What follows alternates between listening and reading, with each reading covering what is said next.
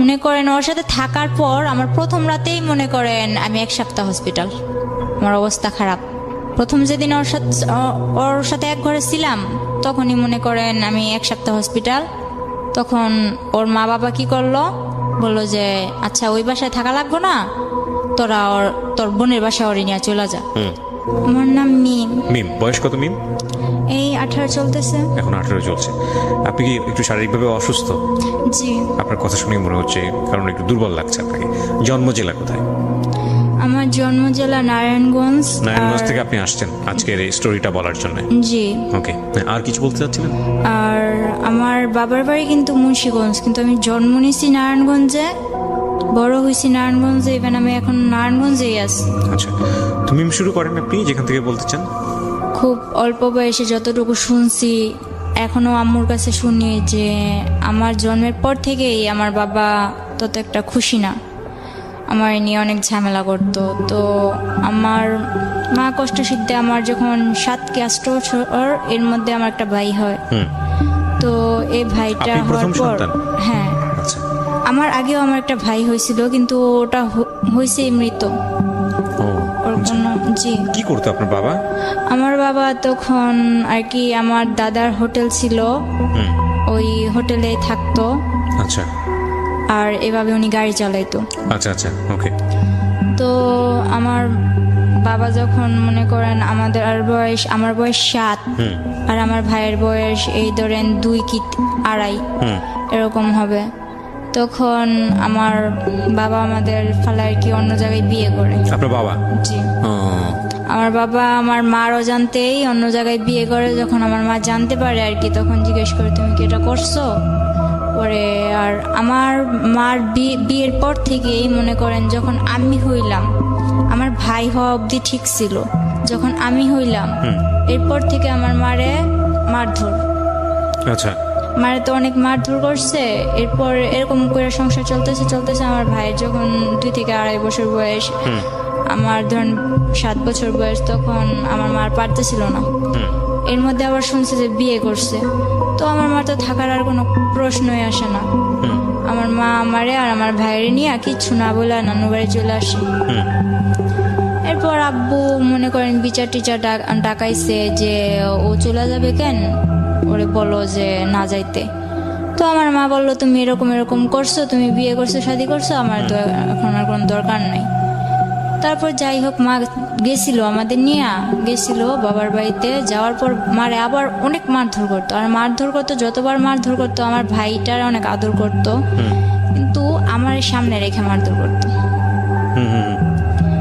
তো আমার ভাই যখন মনে করেন অনেক ছোট ছিল, তো আমার ভাইও তেমন একটা খানা দানা ঠিক মতো পাইতো না, আর আমারে তো দেখতেই পারতো না আমার বাবা।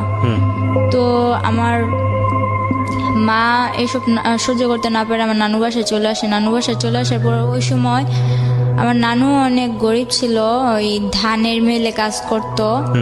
আমার 2টা মামা আছে আর 3টা খালামুনি। তো আমার বড় খালামুনি অনেক আর কি জুয়া খেলে, এরকম হাজব্যান্ডের কাছে ওনার বিয়ে হয়েছিল। তো ওই খালু জুয়া খেলতো, প্রায় সময় আমার খালা এই বাসেই থাকতো, বেশিরভাগ নানু বাসায় থাকতো। আবার আমার মার কপালে এরকম হইলো। আর মেজু খালায় যদিও একটু আল্লাহ দিলে ভালো নামাজি কালামি ব্যক্তির কাছে বিয়ে হয়েছে, কিন্তু উনি বাবার বাড়ির কথা শুনতে পারতো না। তো উনি মোটামুটি শান্তিতে ছিল। তো আমার মা ভাবতো যে আমার বড় বোনটা এভাবে কয়েকদিন পর পর বাবার বাসায় এসব থাকে। আমার ভাই 2টা, একটা মই চাষ গেছে। আচ্ছা। আর মই চাষ গেছে আমার মার আমার মা যেমন কিছু আমার বাবার সংসারে থাকতে টুকিটাকি যেগুলা রাখতো ওগুলা জমাইতো বাবারে না জানায়া। তো ওইভাবে জমাইতে যেমন অনেকগুলা টাকা করে মামার দিছে। তো মামা ওদিক থেকেও গেছে, মামা নিজেও কিছু জোগাড় করে গেছে। তারপর মনে করেন মামা মই চাষ, ছোট একটা খালা আছে, ছোট একটা মামা আছে, আর আমরা 2 ভাই বোন। এর মধ্যে বড় খালাও মনে করেন এই বাসায় থাকে, আমার মা ওই বাসায় থাকে। তারপর বড় খালার ঝামেলা শেষ করে বড় খালার বাসায় পাঠিয়ে দিছে। আর আমার আম্মু বলতেছে, আমার আম্মু তখন কাঁথা সেলাইতো। আচ্ছা। কাঁথা সেলাই করে সংসার করতো, দর্জি কাজও জানতো, টুকটাক করতো। পাশের বাড়ি একজন বুদ্ধি দিল যে তুই বাইরে চলে যা। আপনার মাকে বুদ্ধি দিল? জি। তখন কি বাবার সঙ্গে থাকতো না আলাদা হয়ে গেছে? না, তখন তো আমার মা আলাদাভাবে আইসা পড়ছে। আচ্ছা আচ্ছা, মানে আপনারা কি মার সঙ্গে থাকতেন না বাবার হ্যাঁ। সঙ্গে? মার সঙ্গে থাকতেন, দুই ভাই হ্যাঁ, এর মধ্যে আবার অনেক কিছু হয়েছে কি, যখন আমার মা আইসা পড়ে তখন 3 মাস পর আমারে আবার নিয়ে যাওয়া হয় আমার আপনার বাবার বাসায়? হ্যাঁ, আমার ভাইটা দুধের বাচ্চা, আমার ভাইটারে নিতে পারে না। আচ্ছা, তো আমারে নিয়ে যায়, নিয়ে বলতেছে যে তুই বাবার সাথে থাকবি না তুই মার সাথে থাকবি। আপনাকে জিজ্ঞেস করেছে? হ্যাঁ, হুম। কিন্তু কোনো দিন এতটা আদর করে নাই। আমার দাদু বাড়ির সবাই আমারে যতটা আদর তখন আমারে করছে যে তুই আমাদের সাথে থাকবি, মানে আপনাকে রাখার জন্য মূলত? কিন্তু আমার রাখতে পারে নাই। মানে আপনি ডিসিশন দিয়েছেন না আমি মার সঙ্গে থাকবো? আমি ওদের কাছে বলছি হ্যাঁ থাকবো, যখন বলতাম যে না থাকবো না তখন রাইগা যাইতো আর কি, একরকম করতো আমার সাথে। পরে যখন বিচার বসলো তখন আমি বললাম আমি মার সাথে থাকবো। আপনি নিজে থেকেই বলেছেন? তখন কি স্কুলে যাইতেন, মানে ওই বয়স ছিল না? কয় বছর বয়স? তখন আমার বয়স 7 বছর। ও আচ্ছা, তার ক্লাস 1-2 পড়ার বয়স। হ্যাঁ। পড়াশোনা করতেন? হ্যাঁ, তখন আমি 3-তে পড়তাম। ক্লাস 3 পড়তেন। তো আপনি যেটা বলছিলেন যে আপনার মাকে বুদ্ধি দিল যে বিদেশ চলে যাওয়ার জন্য, হ্যাঁ, তারপর ওই আমার মা কি করলো, আমার মা মামারে জানাইলো যে আমি তো বাইরে যাবো, কিছু করতে পারবি কিনা। মামা ডাইরেক্ট বললো না। মা বললো আমার কিছু টাকা পয়সা লাগতো, এখন যদি তোরা না করে দেস তাহলে আমি কার কাছে যাবো, তোকে যে সময় প্রয়োজন ছিল আমি কি তোকে হেল্প করছি না আমার সংসারে থাইকা, এখন তোরা কিছু কর। তো আমার মামা ডাইরেক্ট না করে দিল। পরে আমার নানু বুঝাইলো যে দেখ তো মেয়েটা কই যাইব। এটা বুঝানোর পর মামাও কিছু দিল। তারপর হইলো যে মা এই কাঁথা সেলাই করা, দর্জি কাজ করা, মনে করেন 7-8 মাসে কিছু জোগাড় করলো। জোগাড় করার পরে মা এসব দিয়া ওই সেন্টার টেন্টারে এদিক সেদিক যাইয়া মনে করেন কিছুদিন পর মা বিদেশ চলে যায়। তখন আমি 8-এ পড়ি। আচ্ছা, ঠিক আছে। তো আপনাকে রেখে যায় কোথায়? আমার নানির কাছে রেখে যায়। নানির কাছে রেখে যায়, ঠিক আছে। নানুর কাছে, নানির কাছে ছোট মামা ছিল বাসায় আর ছোট খালা ছিল। তো আর আমার ভাইটারে আর আমার নানির কাছে রেখে যায়। আমার মা যাওয়ার 3 মাস পর আমার নানি মারা যায়। ওহো। আমার নানি মারা যাওয়ার পরে মনে করেন এখন তো আমার ছোট খালাটা সংসার হাল ধরলো। আমরাও খুব ছোট ছোট ছিলাম তখন। আমার মাদ্রাসায় দিল, স্কুল থেকে আইনা মাদ্রাসায় দিল। তখন ক্লাস 5-এ পড়ি। 5-এ পড়া অবস্থায় মনে করেন এখন আমার সামনে পরীক্ষা, এর মধ্যে আমার নানু মারা গেছে। আবার বলতেছে আমার ছোট খালামণির বিয়ে ঠিক হয়েছিল, 40 দিন যাওয়ার আগে বিয়ে দিতে হইব, নয়তো 40 দিনের পরে 18 মাস যাওয়ার আগে বিয়ে দিতে হইব। এগুলো কি বলেছে? এগুলো আর কি আশেপাশের লোকজন? হ্যাঁ, আশেপাশের লোকজন বলে যে মরার 18 মাস এগুলা বাছাবাছি করে আর কি ওনারা। তো এগুলা বলার পর কিছু করার নাই। নানির 40 দিন যাওয়ার পর 18 মাস যাওয়ার আগে আর কি 2 মাসের মধ্যে আমার খালামণিরও বিয়ে দিয়ে দেয়। তখন আমার কেবল 8 বছর, আমার ভাইটা 3 বছর। এরপর আমার নানু কি করবো, কিছু তো করার নাই। তো বড় খালার এক বড় মেয়ে যেটা আছে ওরে আনে, ও স্কুলে পড়তো। ও তখন এসএসসি দিছে, কলেজে ভর্তি হবে এমন সময় ওরা আইনা পড়ে। তো সংসারের হালটা ধরার পর মনে করেন কোনো মতে সংসারটা চলতেছে। তো হঠাৎ করে আমার ওই বোন মনে করেন কিছুর থেকে কিছু হইলে আমাদের দুনো ভাই বোন, আমার ভাইটা যে বাচ্চা, আমার ভাইটা কিন্তু এখন শুকায় গেছে, কিন্তু ছোটবেলা এত কিউট ছিল। আমার ভাইটার দেখলে সবাই যে না দেখবো ও আদর করতে চাইবো, এরকম মোটা টোটা ছিল। আমার ওই ভাইটার দিকে তাকায় ওর একবার মায়া হয়নি। ও শুধু মারতো, কথা থেকে কথা হইলেই মারতো। আর আমার তো কোনো কথাই নেই। ওরে আনা হয়েছে এই সংসারের কাজ করার জন্য। আমার মা বিদেশ থেকে ওর জন্য এক্সট্রা খরচ দেয়। আমার মামারা বলে দেখ মুক্তি তোর যা লাগবো আমাদের বলি, কিন্তু ও দুনো ভাই বোনের যাতে কষ্ট না। তখন মনে করেন আমার বোনটা কিছু থেকে কিছু লেগে তো যা তোর বাবার কাছে যা, বাবার কাছে পাঠাইতো। বাবা বলতো আমার কাছে আসছিস কেন, ডাইরেক্ট আমার কাছে আসার কি দরকার, মার কাছে থাকবি মার কাছে যা। মাও মাঝে মাঝে ফোনে বলতো তোর বাবার কাছে যা দেখ কিছু বলে কিনা, ওখানে থাকতে পারিস কিনা, এরকম কিছু বলতো মা। তো আমার মা ক্লাস 8-এ পড়েন তখন?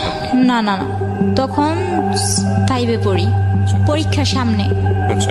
তো এরকম করতে করতে আর কি সারাদিন কাজ করতাম, শুধু আমি ক্লাসটা করার টাইম দিত আমার। আর বাকি সময় শুধু ঘরের কাজ করতো? বাকি সময় ঘরের কাজ করতাম। এমনকি আমার নানা এমন একটা সময় গেছে, আমি বাচ্চা মানুষ, যদি আমি আমার নানার কাপড় কাচা না দিতাম, আমার নানা পরিষ্কার জামা পরতে পারতো না। তখন আমি 5-এ পরীক্ষা দিব, 8-9 বছর পড়ছি। হুম এরপর মনে করেন আমি কোনো প্রাইভেট কোচিং টোচিং কিচ্ছু করতাম না। পরে পরীক্ষাটা দিলাম, এরকম করে পরীক্ষাটা দিলাম।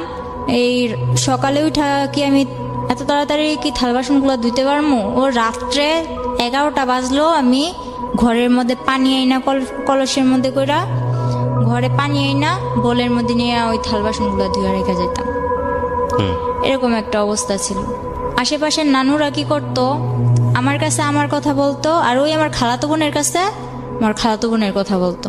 হুম আমারে বুঝাইতো, দেখ মুক্তি তোদের সাথে এরকম করে, মুক্তি ভালো না, এটা ওইটা এরকম ভাবে চলবি, ওইরকম ভাবে চলবি। আর মুক্তি আবার বুঝাইতো যে এই দুটার বাপের বাড়ির কাছে, বাপের কাছে পাঠাস না কেন, রাখছস কেন তোদের কাছে, হুম এরকম করে আর কি হালটি মারতো। তো বাসার মধ্যে আমার প্রায় 14টা, আজ তো মিল্লা 14টা নানি, একজনে এক কথা বলতো। তো ওই সময় বাচ্চা মানুষ ছিলাম, তো মনটাও প্রায় নষ্ট হয়ে গেছিল। হুম পরীক্ষাটা দিলাম, ইনশাল্লাহ ওর বোন একটা, আমার খালাতো বোন আরেকটা, মুক্তির ছোটটা আমার সাথে পরীক্ষা দিছে, ওর থেকে ভালো ভালো নম্বর পাইছি। কিন্তু দুর্ভাগ্যবশত আমার শেষ পরীক্ষা যেদিন, ইসলাম ধর্ম পরীক্ষার দিন, আমার অ্যাক্সিডেন্ট হয়। ওকে। যে অটো দিয়ে গেছি ওই পুরো অটোটা অ্যাক্সিডেন্ট হয়, কিন্তু আমার বেশি হয়। আমার ডান হাতের এই আঙুলটা ভাঙা যায়। ভাঙা যাওয়ার কারণে আমি সবটাতে ভালো পাইলেও ওই পরীক্ষাতে আমি কিছুই পাই নাই।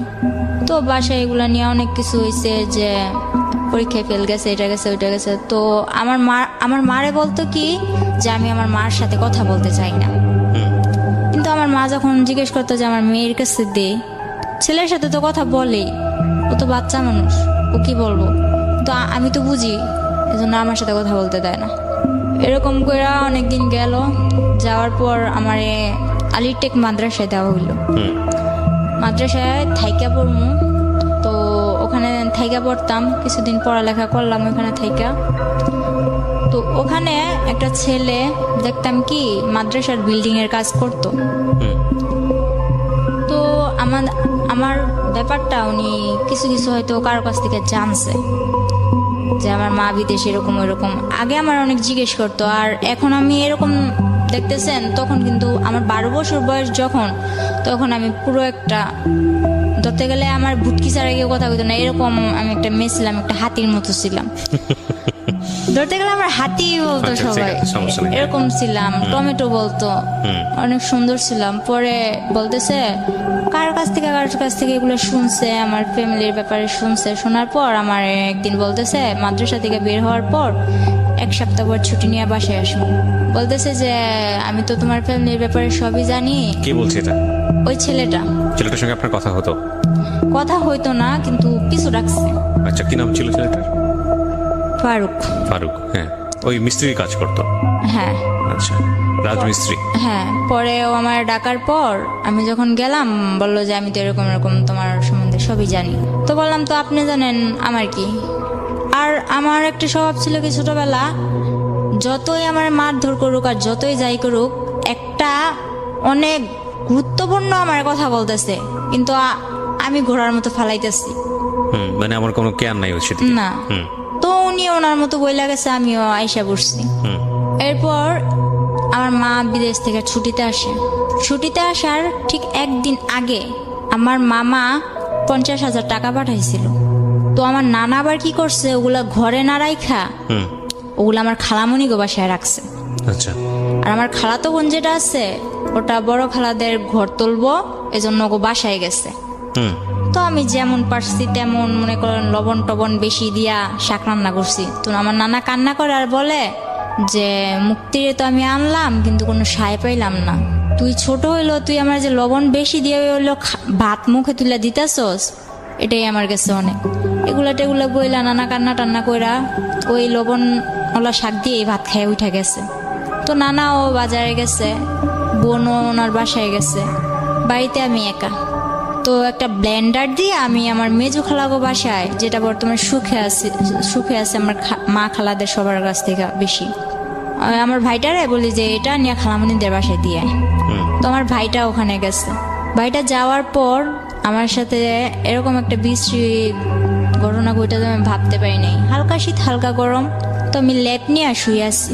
এর মধ্যে দুইটা লোক বোরকা পরা, মনে করেন বোট জুতা পরা, চশমা পরা, আর কি চেনার কোনো ক্ষমতা নাই, বলতেছে যে আইসেই চুলে ধরছে। চুলে ধরা মাত্র যখন আমি চিৎকার দিমু তখন মনে করেন টিভির সাউন্ড পুরো 100। আর আমার এক নানা, পাশের ঘরের নানা, উনি ফুল সাউন্ড দিয়া বক্স বাজাইতেছে। আর আমাদের বাড়ির সবাই মনে করেন দাওয়াত খাইতে গেছে। তো এমন সময় আসছে ওই 50,000 টাকা ই করার জন্য। এখন আমার জিজ্ঞেস করতেছে চাবি কই। তো আমি বাচ্চা মানুষ, আমি কি করবো, আমার শুধু এতটুকুই কথা যে আপনারা কি মুখ দেখান, আপনারা কি। তখন আমি হাত দিয়ে অনেক কালাবালি করলাম যে আমি মুখটা দেখবো, কিন্তু ওনারা কি করলো, বললো যে হাতটা বেশি নাচে, তুই তো এমনি নাচুনি। পাশের একজন বলতেছে গলা ডাবায়া কথা গো, বুঝা নিব তো। এরকম বলার পরে আমি বলতেছি তোমরা কে, নিশ্চয়ই আমার চেনা কেউ, তোমার মুখ আমি দেখবো। বললো তোর হাত দুইটা বেশি নাচতেছে, হাত দুইটা বাইদা নিল। পরে পা দিয়া যখন আমি লাথি মারলাম, আমার মনে করেন থাপড়াইতে পুরো লাল বানাই লাইছে। পরে আমার টাইনা নিচে নামায়া পিছন দিকে এভাবে হাত দিয়া খাটের পায়ের সাথে আমার বাঁধছে। এখন পা দিয়া লাইতেছে দিকে বলে যে পাটা বেশি নড়ে, পাটাও বাঁধছে। শেষে বেশি রকম চিল্লাইতেছে দেখা বাড়িতে তো কেউ নাই, সুযোগ আরো ভালোবাসে, আমার মুখটাও বাঁধছে। বাঁধার পর মনে করেন কিছুদিন আগে নানা নতুন ফ্রিজ কিনছে, ফ্রিজটার মধ্যে একটা দাম করে লাথি মেরে বললো কি যে সুখ বেশি হয়ে গেছে, ফ্রিজও আনছে ঘরে। এটা বইলা ড্রয়ারটা ভাঙছে, কিছু পায় নাই। না পাওয়ার ফলে আমার 2-3টা লাথি মাইরা আমার পায়ে নুপুর ছিল, ওই নুপুরগুলা নেয় নাই, কিন্তু কানে যে দুলগুলা ছিল ওগুলা নিয়ে গেছে। কিছুদিন আগে আমার মা পাঠাইছে। তো এরকম করে নিয়ে যাওয়ার পর আমার মা আসার একদিন আগের ঘটনা এটা। পরে মনে করেন ওনারা চলে যাওয়ার পর অনেক কান্দা, ওনারাও দরজা দিয়ে বের হয়েছে, পিছনের দরজা দিয়ে বের হয়েছে, সামনের দরজা দিয়ে আমার এক আত্মীয় আমার দেখা চিৎকার দিয়ে আমার খুলছে। তো পুরা গ্রাম একটা হস্তনস্ত বিষয় হয়ে গেছে। পরে আমার মা আসলো, মা আসার পর মা একদিন পর আসলো, আমি অসুস্থ, আমার মারতে মারতে প্রায় অসুস্থ বানাই ফেলছে একেবারে। মা আসার পর এখন প্রশ্ন দাঁড়াইছে একটা, আমার কানের দুলগুলা নিল কিন্তু নুপুরগুলা নিল না কেন? এটা সবই আমার একটা নাটক। আচ্ছা, মা বলতেছে আপনার এটা সম্পূর্ণ নাটক? না, মা না। তাহলে মার কাছে বাড়ির সবাই বলতেছে, ওই আমার খালাতো বোন বলতেছে যে ওর এটা সম্পূর্ণ নাটক, আমি আমার বাসায় গেছি এই কারণে ওই নাটকটা করছে। ওর বাসায় গেছে ওদের ঘর তুলবে এজন্য, আমি কেন নাটক করতে যাব? এরপর মনে করতেছেন, তাহলে আমি বললাম যে আচ্ছা আমি যদি নাটকই করি, আমি আমার মুখ বাঁধতে পারবো, আমার পা বাঁধতে পারবো, কিন্তু আমার হাতটা বাঁধবো কি গ্রামে? হাতটা যে পিছনে নিয়ে এইভাবে বাঁধছে ওটা তো আমার দ্বারা সম্ভব না। পরে বলতেছে তোর ভাইয়েরই দিয়া করাইছিস। তো আমার ভাই তো না না না, আমি এই কাজ করি নাই, আমি কেন করবো, আমি তো খালামুনিকে বাসায় ছিলাম। এখন আমার মা আসছে, আমার মার সামনে তো আমার মারতেও পারে না, কিছু করতেও পারে না, খালি চোখ রাঙায়। তো মা কিছুটা অনেকটা না বুঝতে পারলো, কিছুটা অন্তত বুঝতে পারছে। মা বললো যে মুক্তি কি হয়েছে, তুই এরকম করতেছিস কেন? কয় না কিছু হয় নাই। পরে বললো যে খালামুনি আমার জন্য আনছো কি, তোমার তো আমি চেন আনতে বলছি। তো আমার মা তেমন কিছু আনতে পারে নাই। ওই মুক্তি আপার আম্মু যেটা আমার বড় খালামুনি, ওনারই মাথায় পানি জমছে। তো ওখানে আমার মা 40,000 টাকা দিয়া দিচ্ছে। এরকম করতে করতে ওই আমার খালাতো বোনের চেনটা দিয়ে দিল, তা তো ওনার মন বললো না। এরপর মনে করেন আমার মামা বিদেশ থেকে আসলো। মামা বিদেশ থেকে আসার পর বিয়ে করানোর জন্য আমার মা আর কি অনেক কিছু করলো, যে ভাই বিদেশ থেকে আসছে, ভাইয়ের বিদেশ আর পাঠাবো না, বিয়ে করাই দিন। তো মামা বলতেছে আমি বিয়ের পর বিদেশ যাবো। পর বলতেছে আচ্ছা ঠিক আছে তুই বিয়ে কর। তো আমার নানুদের পছন্দে আমার মামার বিয়েটা করানো হয়। বিয়ের 4 দিন পর, ঠিক 4 দিন পর আমার মামা আমার জন্য যে চেন আনছে, মোবাইল আনছে, মোবাইলটা তো আমার হাতে দেয়ই নাই, বলছে এটা তোর জন্য আনছি। ওই চেনটা আমার কাছে চাইলো যে মামা তোর চেনটা দিত। বিয়ের 5 দিনের দিন আমার মামি আইসা এরকম করে চেনটা দেখায় যে দেখ, এই দেখো তোমার মামা আমার কয়টা চেন দিছে। তো এটা বলার পর আমি অনেক কষ্ট পাইছি, মারে কিছু বলি নাই, তো মা লক্ষ্য করছে। আর বিয়ের 5 দিন হয়েছে মাত্র, কিন্তু আমার মামি করতো কি, আমার মার নামে যেটা হয়েছে ওইটাও আমার মামার কাছে বলতো, যেটা না হয়েছে ওইটাও আমার মামার কাছে বলতো। তো বিয়ের 1 সপ্তাহ হয়েছে 7 দিন। 7 দিনের দিন আমার মা বললো যে তুই তো চলে যাবি, তো আমি যে তোরে, আমার মা বাইরে থাকা অবস্থায় আমার মামারে 12 লাখ টাকা দিছিল। ওই আমার মামা আর কি আফ্রিকা যাওয়ার পথে মনে করেন দালালেরা বিক্রি করে দিছিল। তো টাকাগুলা দেওয়ার পর আমার মা বলতেছে যে ওগুলার কি করবি। তো এগুলা নিয়ে ওনাদের ভাই বোনেদের মধ্যে কি কথা কাটাকাটি হয়েছে আমি জানি না। আমার মারে অনেক মারলো। তখন সন্ধে মারতে মারতে আমার মার ভিতরে শুধু সেমিস্টার ছিল। আপনার ভাই মানে আপনার মামা? আমার মামা, আমার মার ছোট। ওহো। ঠিক আছে, তখন যখন আমার মার এই অবস্থা করছে, বাহিরে কিন্তু অনেক লোক, চেনা অচেনা অনেক লোক। আমি যখন আমার ওন্নাটা আমার মার গায়ে দেই, তখন আমার মামা আমার দিকেও আকর্ষণ করে, হাত বাড়ায়। তখন আমার মা বলে যে দেখ তুই আমার যা যা করছস, আমার মেয়েটারে কিছু করিস না। এটা বলার পর আমার মামা একটা ইস্যু ধরলো কি, যে তোর মেয়ে তো ছেলেদের সাথে লাইন করে। তখন আমি বুঝতাম না কোনটা লাইন করা বলে আর কোনটা ফাইন করা বলে, এত কিছু বুঝতাম না। ছেলেদের বিষয়টা তখন আমার মাথায় ছিলই না।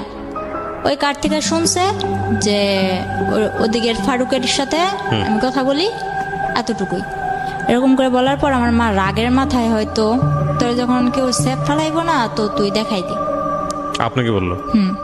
এই কথাটা আমার মা বলছিল, কিন্তু এখন আমার মা বলতেছে যে আমি এরকম কিছু বলিনি। যাই হোক, আপনাকে এটা বলার পর আপনি কি করলেন? পরে আমার মনে একটাই জিদ কাজ করতেছিল যে আমার মা আমার এটা বলছে, আমার মামা আমার মারে মারলো, কেন মারলো, এই যেটাই কাজ করতেছিল। তো একদিন ওই ফারুক কার থেকে জানি নাম্বার নিয়ে আমার মার মোবাইলে ফোন দিল। ফোন দেওয়ার পরে ফোনটা আমি রিসিভ করলাম। বলে কি করতেছো? আমি চকলেট খেতেছি। আমার কথা উড়া উড়া, চকলেট খেতেছি।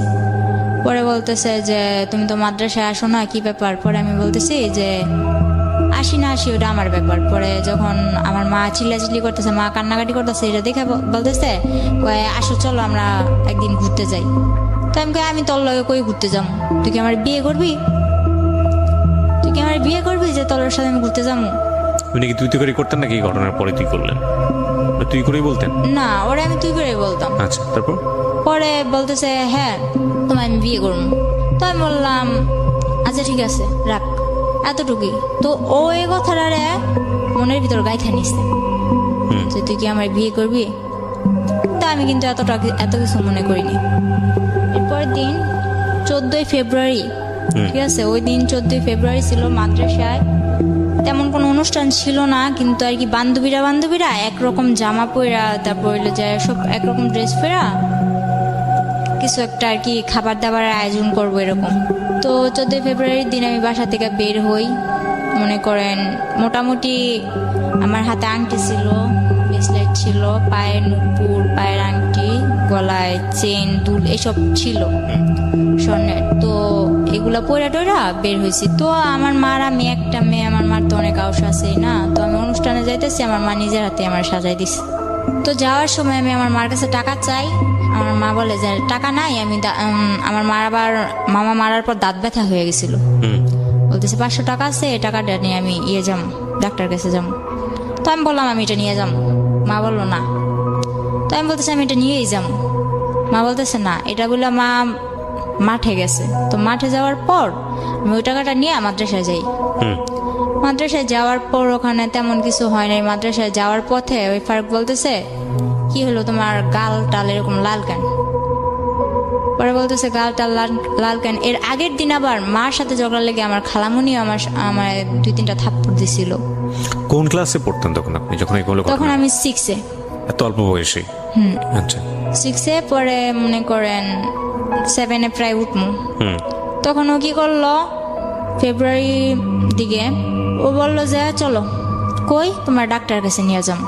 তো আমি বললাম ডাক্তার কাছে যাবো। তখন ওই সময় আবার আমার মা মনে করেন, তখন আমার মা দেশে ছিল কিন্তু বাইরে যাওয়ার উদ্দেশ্যে। তো আমার মা বলতেছে যে আমি তো চলে যাবো, তুই তাড়াতাড়ি চলে আসিস। তো বলতেছে যে চলো। তো আমি বললাম যে কই যাবো? কই ডাক্তার কাছে। তো আমার একটা অভ্যাস ছিল কি ছোট থেকে, আপনি আমি চিনি না জানি না, আপনি যদি বলেন যে আয় ঘুরতে যাবো, ঠিক আছে আমি ঘুরতে যাবো। আপনি আপনি যেই হন, হুম ঘুরতে তো নিয়ে যাবেন। পরে মনে করেন এরকম করতে করতে ও 2-3 বার বলার পর ওই 14ই ফেব্রুয়ারির দিনই হুম ও আমারে বললো যে তুমি আসো। হুম তো আসতে বললো, এরপর আমার কিচ্ছু মনে নাই। ও নাকি ও আমার নিয়ে যাওয়ার পর আর কি বলছে যে আমার ডাক্তারের কথা বলে ও নিছে, কিভাবে নিছে, কোত্থেকে নিছে এটাও আমার মনে নেই। হুম ও আমার নিছে যখন আমি গাড়িতে, তখন আমি ওরে বলতেছি যে কিরে তুই আমার কই আনছস, আমি এখানে কেন? তো গাড়ির মধ্যে আমি অনেক বড় একটা চিল্লাচিল্লি আর কি মানুষ জড়ো করে নিছি। হুম তখন আমি কক্সবাজারের ওদিকে আমার নিয়ে চলে গেছে, কক্সবাজারের ওদিকে, কিন্তু আমার হুঁশ নেই। ডাক্তারের কথা বলে আপনাকে কক্সবাজারে নিয়ে যাচ্ছে। কিন্তু আমি যে গাড়িতে উঠছি এটাই তো আমার মনে নেই। কিছু একটা খাইয়েছে আপনাকে? কি করছে তাও আমি জানি না। আচ্ছা। পরে মনে করেন আমার যখন আমার সজ্ঞান আসে যে আমি ওর সাথে এত দূর কেন বা রাত্র হয়ে যাইতেছে, আমার মা তো টেনশন করবো, তখন কিন্তু আমার হাতে একটা ফোন ছিল, কেউ জানতো না, আমার মাও জানতো না। তখন আমি FM শুনতাম, ওই ফোনটা কেউ জানতো না আমার কাছে আছে, এমনকি আমার মাও জানতো না। পরে ওই ফোনটা দিয়ে আমি গেমস খেলতাম, সিম টিম কিছু ছিল না। তো সিম টিম কিছু ছিল না, একটা মার সিম ছিল। মার সিম থাকাতে যে আমি মার থেকে নিছি যে মা এই সিমটা আমার দরকার, কারণ সিম ছাড়া আমি FM শুনতে পারতেছি না। তো ফোনের এত কিছু বুঝি না, ওই FM-টাই শুনি আর করি, গেমস খেলি। এরপর ওই মোবাইলটা ছিল আমার সাথে, পরে বলতেছে তোমার সাথে মোবাইল আছে, মোবাইলটা দাও। মনে করেন জোরাজুরি করে এক পর্যায়ে আমার থেকে ওই মোবাইলটা নিয়ে নেয়। পরে আমি যখন চিল্লাচিল্লি করে মানুষ জড়ো করি, তখন ওর বাসায় ফোন দিয়া কিভাবে কি ম্যানেজ করলো জানি না, ওর বাসার লোক বলল যে আমি ওর খালামণির মেয়ে, রাগ কইরা চলে আসছি ঢাকা, আমার নানু বাড়ি, রাগ কইরা চলে আসছি। এখন উনি আমার মা বলতেছে, ওর খালামণি বলতেছে যে ওর খালামণি আমার মা, ওর মা এখন বলতেছে যে আমার যাইতে দিতে। আমি একটু পাগলা টাইপের, আমার কিছু মনে থাকে না, তো আমার জিজ্ঞেস করতেছে তোমার বাড়ি কই। তখন আমি এটাও বলতে পারতেছি না যে আমার বাড়ি কই। মানে এটা কোথায় নিয়ে গেছে আপনাকে? এটা তখন কক্সবাজার। কক্সবাজার কার বাসায়? গাড়িতেই। গাড়ির মধ্যেই? হ্যাঁ, গাড়ির মধ্যেই আমি চিল্লাচিল্লি শুরু করছি আমার কই নিয়ে আলি। আচ্ছা, ও গাড়ির লোকজন তোকে বলতেছে? আচ্ছা। পরে এক পর্যায়ে ওর গাড়ির লোকগুলা ছেড়ে দেয়। ছেড়ে দেওয়ার পর চকরিয়া ওর খালাতো ভাই রুবেল ওর বাসায় নিয়ে মনে করেন আমার 2 ঘন্টাও রাখতে পারে না। আমার পাগলামানি দেখে গিয়ে আমি বাসায় যাবো, আমি বাসায় ফোন করবো। তখন তো আপনি জানতেন না যে আপনি কই যাচ্ছেন, কোথায় যাচ্ছেন? হ্যাঁ, তখন ওটা কোন জায়গায় এটাও জানতাম না, কিন্তু ওরা কি বলতেছে আমি কিছু বুঝতেছি না। আমি খালি হা করে তাকায় থাকতাম। তো এক পর্যায়ে ওর মামাতো ভাই আর মামাতো ভাইয়ের বউ আমার বুঝাইলো, দেখো সামনে ওই পুলিশ ক্যাম্প দেখছো, যদি এখন তুমি এমন করো তাইলে মনে করো বলবে যে তোমার তুমি কোত্থেকে আইসো না আইসো, তোমার এদিক থেকে ধরে নিয়ে যাইয়া ওদিকে অনেক মারপিট করবো। ও আমার কি করলো, এইসব বুঝাই টুজা বললো যে চলো আমরা বিয়ে করবো। তো আমি বললাম বিয়ে কয়ে কারে, আমি এসব বুঝি না, আমি বাসায় যাবো। আচ্ছা ঠিক আছে, তাহলে তুমি এক জায়গায় চলো, ওই জায়গা থেকে কাজ শেষ হইলে তুমি তোমার বাসায় যাইবা, আমি নিজে নিয়ে দিয়ে আসবো। তো এদিক দিয়ে আমার বাড়ির সবাই হয়রান, আমার মা ও বিদেশ টিদেশ যাওয়া বাদ, আমার মেয়ে কই। এদিক দিয়া মনে করেন আমার নানার ছোট ভাইয়ের ছেলে যারা আছে ওরা অনেক প্রভাবশালী, এলাকার মেম্বার চেয়ারম্যান, ওরাও মনে করেন কেস টেস কইরা মনে করেন একরকম অনেক কিছুই করছে আমার জন্য। পরে ওরে বলতেছে আমি বাসায় যাবো, এর মধ্যে আমার কিছুতেই বাসায় যেতে দিব না। পরে নিল কাজী অফিসে, তো আমি বুঝতে পারি নাই যে এটা কাজী অফিস। কয়েকটা লোক আসলো, ওর মা, ওর বাবা, ওর মামা, ওর আরো 2-1 জন আত্মীয় ওখানে সবাই উপস্থিত ছিল। তো আমার যে সময় বিয়ে হয় তখন কিন্তু আমি হাফ প্যান্ট পরি, এরকম অবস্থা। তো বিয়ে করে আপনাকে? হ্যাঁ, জোর করে আপনাকে বিয়ে করে? আমি ওর খালাতো বোনের সাথে খেলি, ওখান থেকে ডাক দিয়ে আমারে মনে করেন ও আমারে বিয়ে করে, কিন্তু আমি বুঝতে পারি না ওরা কি বলতেছে, এটা তো আমি বুঝি না। তো সবাই মিলাদ পড়তেছে, আমিও মনে করেন মোনাজাত ধরে মিলাদ পড়তেছি। আমার মোনাজাত ধরতে গেল, আমি মোনাজাত ধরলাম, আলহামদুলিল্লাহ বলতে বললো, আমি আলহামদুলিল্লাহ বললাম, কবল টবল কিছু না, শুধু আলহামদুলিল্লাহ। এরপর সবাই মিষ্টি খাইতেছে, আমিও চাই আমি মিষ্টি নিলাম, খাইলাম, কিন্তু এটা যে আমার বিয়ের মিষ্টি আমি জানি না। তো এর পরের দিন যখন মনে করেন ওরে আর আমার এক রুমে থাকতে দেয়, ওর খালাতো ভাইয়ের বউ, ওর মাও আমারে বুঝায়, তখন আমি বললাম মানে কি, আমি তো থাকবো না। এরপর আমার অনেক কান্নাকাটির পর আমি আমি আমি আমি আমার বাসায় যাবো, আর কিছু জানি না, ব্যাস এতটুকুই। পুরো একটা বিশৃঙ্খলা বয়ে লাইছি, পুরো পাগল বানাই লাইছি। পরে বললো যে ও তো তোমার বিয়ে করা স্বামী, এখন যদি তুমি এরকম করো তাহলে তো তোমার পুলিশে দেওয়া হইব, তুমি স্বেচ্ছায় বিয়ে করছো, এখন তুমি এরকম করতেছো। তো আমি বললাম আচ্ছা, আমি যতটুকু জানি বিয়ে করতে আমার বাবার নাম লাগবো, মার নাম লাগবো, এগুলো কোথায় পারলি? আমার তো বিয়ে করছোস, কিন্তু এগুলো কোথায় পাইলি? পরে দেখলাম কি একটা ভুয়া। তখন আমার বয়স কেবল 12, অথচ আমার বয়স দিছে 22-এর উপরে। একটা জন্ম নিবন্ধনের কার্ড বানাইছে, গ্রামের নাম অজিমুন, আমার গ্রামের নাম কুলকেতচর, কিন্তু ওখানে কুলকেতচর, আলিটেক এরকম করে আর কি অনেক ভুল। একটা জন্ম নিবন্ধনের কাগজ বানায়া কাবিন টাবিন কইরা 3 লাখ টাকা কাবিনে আমার বিয়ে করছে। 5 লাখ টাকা কাবিন, 3 লাখ টাকা উসুল, 2 লাখ টাকা বকে, এরকম ভাবে আমার বিয়ে করছে। বিয়ে করার পর আমি বললাম এসব তো আমি মানি না। পরে আমারে মনে করেন অনেক বুঝায় টুজায়া বললো যে কি করবা। তারপর বললো আচ্ছা তুমি ওর সাথে থাকো, থাকার পর কয়েকদিন পর তোমরা আবার তোমাকে বাসায় চলে যাবে। আচ্ছা ঠিক আছে, ওর সাথে থাকলাম। মনে করেন ওর সাথে থাকার পর আমার প্রথম রাতেই মনে করেন আমি 1 সপ্তাহ হসপিটাল, আমার অবস্থা খারাপ। প্রথম যেদিন ওর সাথে এক ঘরে ছিলাম তখনই মনে করেন আমি 1 সপ্তাহ হসপিটাল। তখন ওর মা বাবা কি করলো, বললো যে আচ্ছা ওই বাসায় থাকা লাগবো না, তোর বোনের বাসায় ওরে নিয়ে চলে যা। তো আমার ননাসের বাসাটা পাহাড় অঞ্চলে ছিল, ওখানে ছিলাম। থাকার পর ওখানেও কয়েকদিন থাকার পর আমার শ্বশুর বললো ঠিক আছে, এবার আমি গ্রামের কিছু মানুষ জানাইয়া বউরে ঘরে তুলে নিয়ে আসি। তো এগুলা করার পর গ্রামের কেউ মানে না, যে ও না জানায় বিয়ে করছে, ও বউ ঘর তুলতে পারবো না, এটা ওইটা। তো আমার শ্বশুর কেউ না জানাই আমার ঘরে তোলে, কেউ জানে না।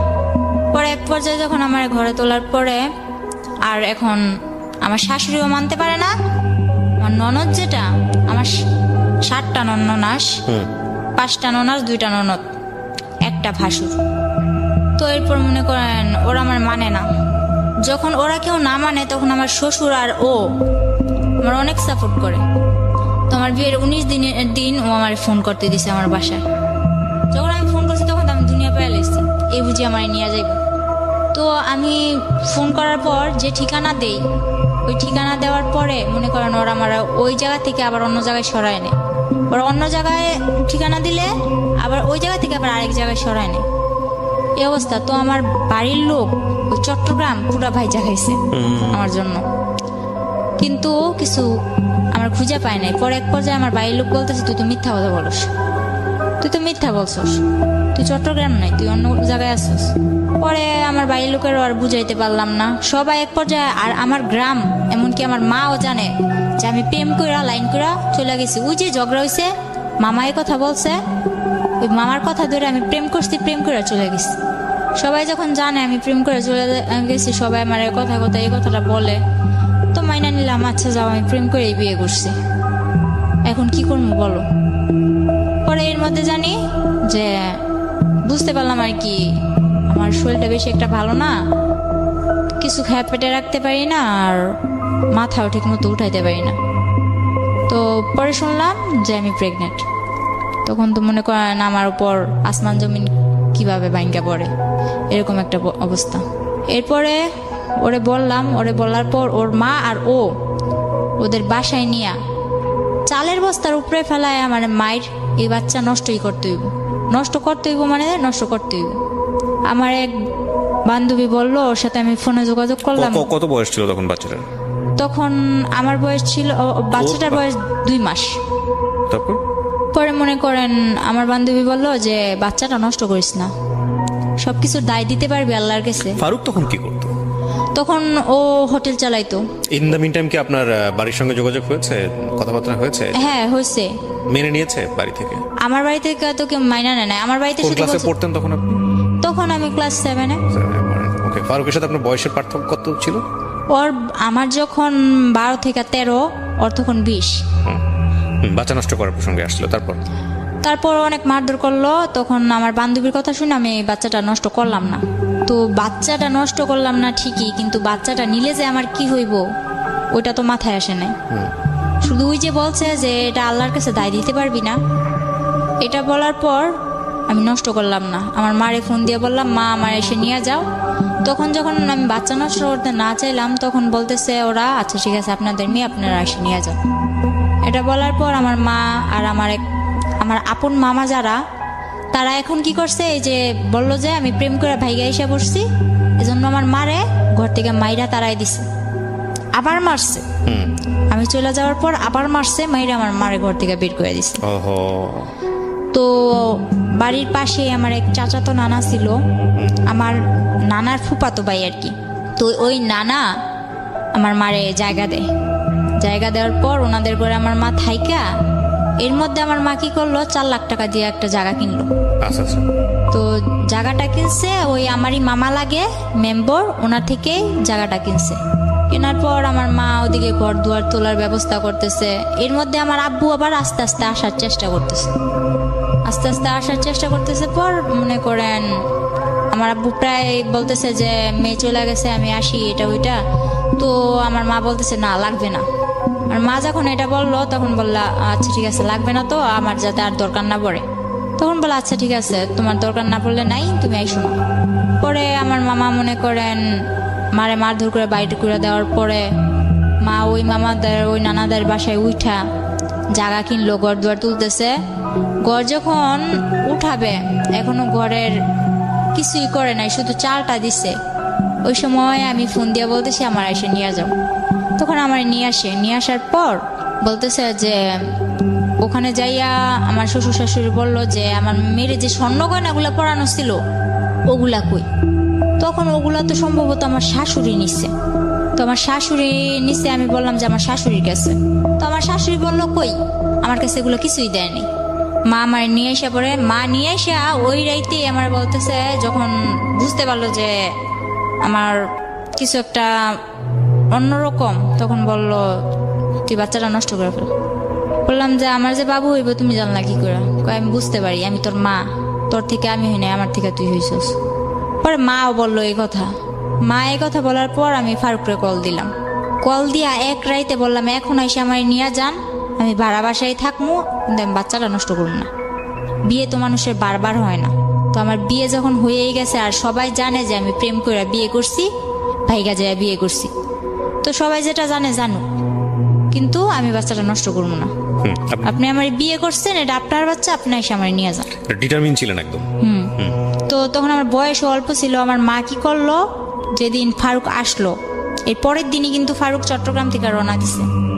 আসার পর আমার নিতে আসছে ওর এক বন্ধুরে নিতে আসার পর মা কি করলো, কিছু আয়োজন করে ওরেও খাওয়াইলো, বললো যে তুমি চলে যাও, আমার মেয়ে তো দিব না। তখন আমি বললাম যে আমি চলে যাবো। তখন মা কি করলো, বাচ্চাটা নষ্ট করার জন্য আমারে পিল খাওয়াইলো। আমার গরম পানি করে খাওয়াইতে চাইছে অনেক জোরাজুরি করে, তো আমি গরম পানি করে খাই নাই। তারপর যখন এক পর্যায়ে আমার সাথে ধস্তাধস্তি করতেছে, পরে বললাম আচ্ছা খাবো, কিন্তু আমার ঠান্ডা পানি দিয়ে খাও।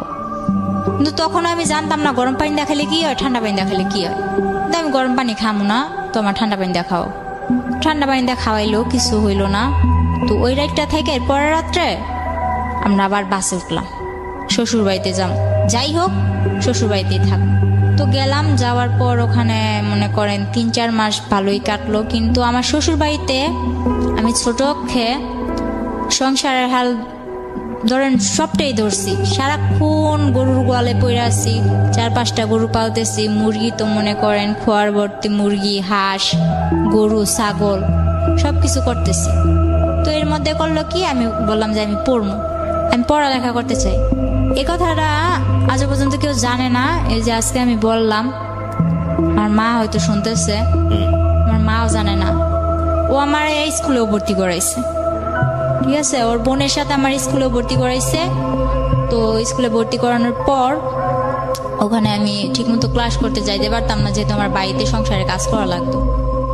আমি রান্না বান্না করতাম, রান্না বান্না করে গরুর কাজ করতাম, সংসারের যাবতীয় যা কাজ করে যদি সময় পাইতাম তাইলে আমি ক্লাস করতে যাইতে পারতাম। তো ওই সুখটা আমার কপালে বেশি দিন সয় নাই। মনে করেন কিছুদিন পর এই কাজ নিয়ে একটা ঝগড়া হইলো আমার ননদের মধ্যে। আর আমার ননদ অনেক ছেলেদের সাথে মনে করেন ফোনে কথা বলতো, আবার ফেসবুক এসব চালাইতো। তো ছেলেদের সাথে ওর অনেক ঘনিষ্ঠতা ছিল। পরে ও দোষ করতো, কিন্তু দোষগুলো আমার উপরে চাপাই দিত। আমার হাতে মোবাইল দিছিল তখন, ফারুক আমার হাতে একটা মোবাইল দিছে, ও বাইরে থাকলে আমার ফোন টোন দিত। তো কিন্তু আমি মোবাইলের কিছু বুঝতাম না। তো আমি বললাম কি যে তুমি যে আমার দোষটা পাও, তুমি পাইছো কি? যখন আমি একটু কড়া ভাবে আমার ননদের আমি ধরলাম, তখন আমার ননদ আমার মারলো। ননদ আর শাশুড়ি মিলে দুইজনই মারলো। এদিক দিয়ে আমি কিছু খাইতে লইতে পারি না, শুকায় কাট হয়ে যাইতেছি। আমার তখন 5-6 মাস হয়ে গেছে, বাবু হবে কাছে আইছে ডেট। এর মধ্যে ওরা আমার মারধর করে আর কি সহ্য করতে পারছিলাম না। পরে এর মধ্যে আমার ফুফাতো বোন যেটা আছে, এটা আমার জামাইয়ের সাথে মনে করেন যোগাযোগ করা শুরু করলো। আমার ফুফাতো বোন, আমার বাবার সাথে আমাদের কোনো পরিচয় নাই, কিন্তু আমার ফুফাতো বোন যোগাযোগ করে। পরে কি করলাম, মারে বললাম মা আমি বাসায় চলে যাব। পরে ফারুক আইসা আমার যে সময় আমার 4 মাস শেষ 5 মাসে পড়বো, এমন সময় ফারুকে আবার আমার বাসায় দিয়া যায়। এই দিয়া যাওয়াই যাওয়া, আর কোনো খবর পাত্তা কিচ্ছু নাই।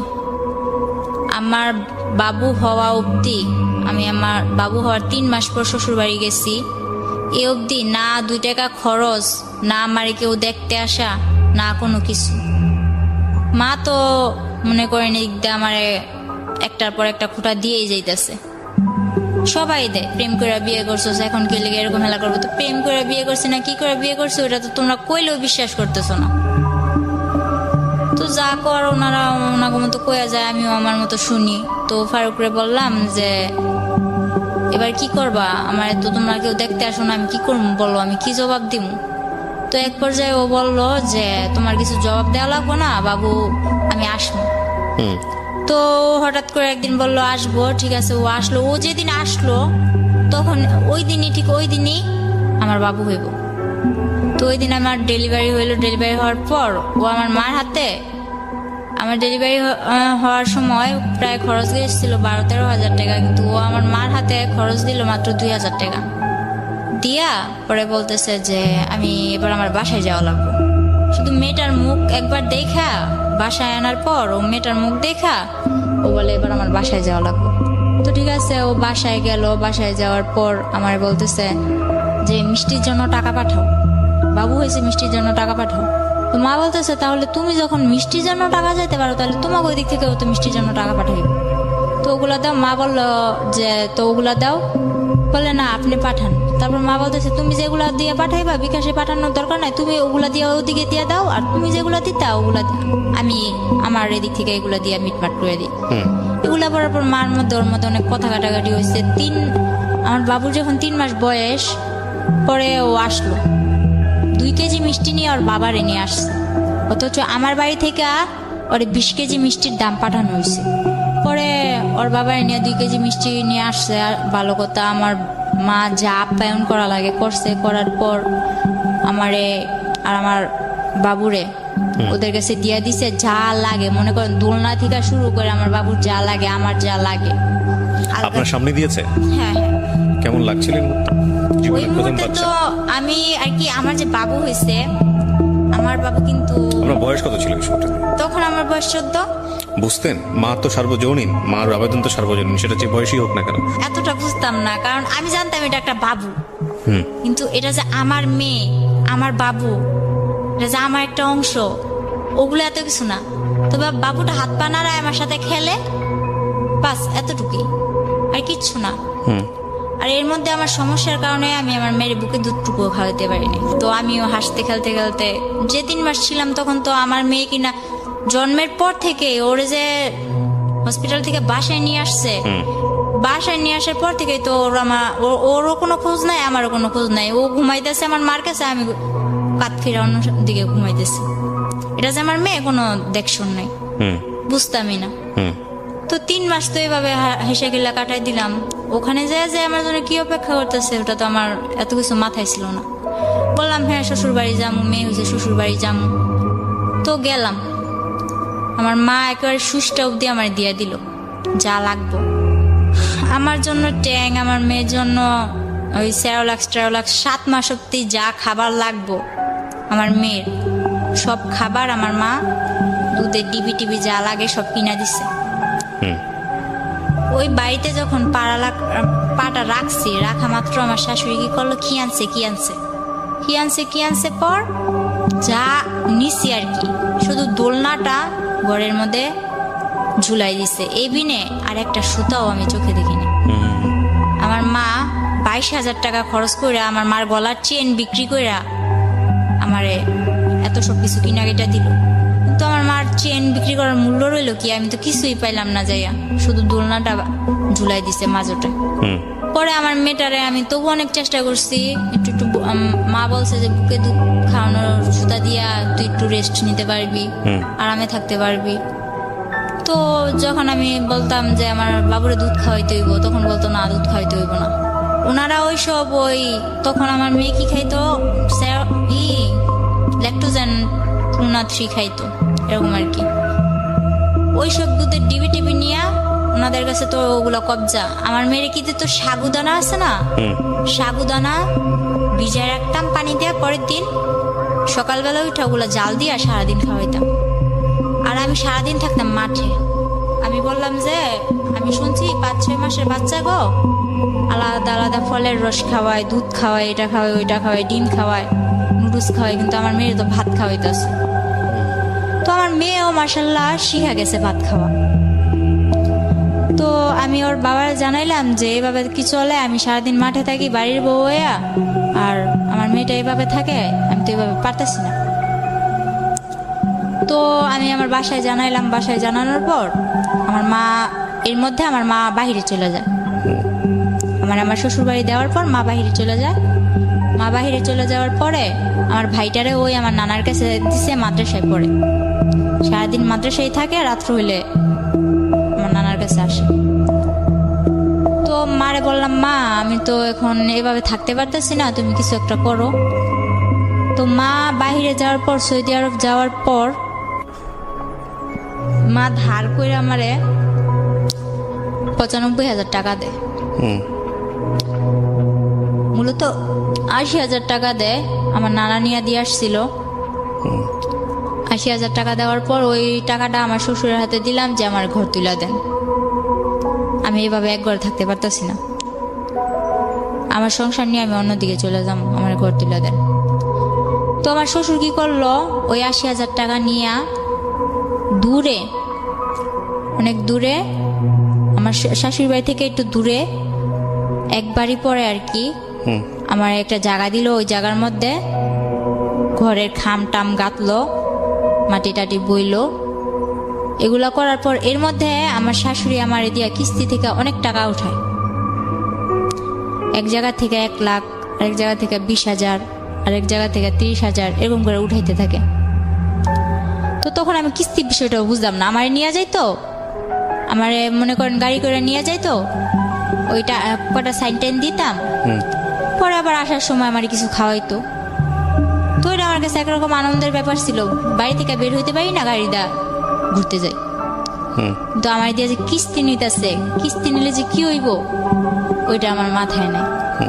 পরে যখন আমার ঘর তুললাম, ঘর তোলার পর আমার মা ঘরের মধ্যে যা লাগে, আর থেকে টাকাই না, যা লাগে, একটা সুইচ পর্যন্ত, একটা চামচ পর্যন্ত আমার শাশুড়ি আমার দেয় নাই। আমি সবকিছু কিনা নেওয়ার পর পুরো একটা 10 বছর সংসার করলে যা না হয়, আমি সব গুছানোর মতো একটা সংসার করি। তখন আমার কাছে ভালোই লাগতেছিল। তখন আস্তে আস্তে বুঝতেছি যে এটা আমার সংসার, আমার বিয়ে হয়েছে, আমার একটা বাচ্চা হয়েছে। এর মধ্যে আমার ফুফাতো বোন যেটা আছে, ও ফেসবুকে ফেক আইডি খুইলা, ছেলেদের নামে আইডি খুইলা আমার হাজব্যান্ডের জানাইলো কি যে আমি তো মিমরে ভালোবাসি, ওর সাথে আমার রিলেশন ছিল, এখন তো আমরা পালায় যাব। তো ফারুক তো আমি বলতে পাগল ছিল। এটা যখন বললো আমার ফুফাতো বোন, তখন তো পুরা রাগ আমার উপর, কিন্তু আমারে বলে না। এরপরে কি করলো, আমি যখন জিজ্ঞেস করলাম, এরপর বলে যে দেখ কি বলে এগুলো। তো তখন আমি আর কি টুকটাক ওই বাংলায় যে ইংলিশ গুলা লেখে না, আমি ফটর বইলা দিতাম। ও যে চ্যাটিং করে না, এগুলো আমি ফটর বইলা দিতাম, তুমি এটা লিখতেছো, এটা লিখতেছো।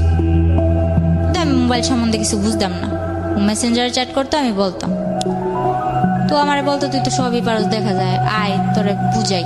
এই যে মেসেঞ্জারে এই লোকটা তোরে এই যে এরকম ভাবে বলতেছে, তোর সাথে আগে রিলেশন ছিল, এখন তোরা পালাই যাবি, তো ওর সাথে যোগাযোগ, তোর হাতের মোবাইলটা আমার দিয়ে লাবি, আর কেউ লোক যোগাযোগ রাখতে পারবি না। আচ্ছা, হাতের মোবাইল নিয়ে নাও, মাই যদি ফোন দেয় এই মুহূর্তেই তো দিব।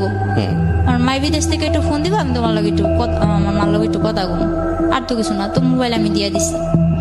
এরপর ওই ফেক আইডি দিয়ে আমার ফুফাতো বোন কথা বলতে বলতে এক পর্যায়ে আমি বলি আচ্ছা ফোন দিতে বলো ওরে।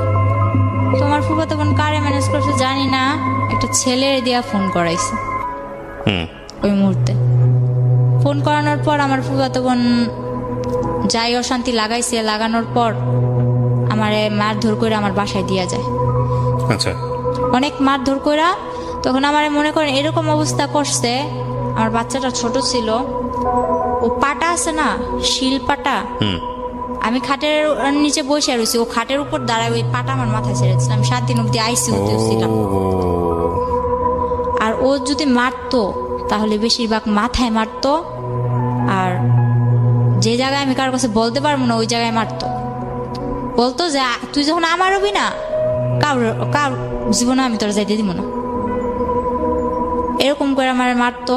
তো এক পর্যায়ে আমি 7 দিন আইসিইউ থেকে আসার পর আমি এখনো বলি নাই যে আমি 7 দিন অব্দি আইসিইউতে ছিলাম, কারণ আমার মা অনেক কষ্ট পাইব। পরে আমার বাসায় দিয়া যায়, আমার মেয়ে সহ দিয়া যাওয়ার পর আমার ভাইটারে নিয়ে আমি থাকি।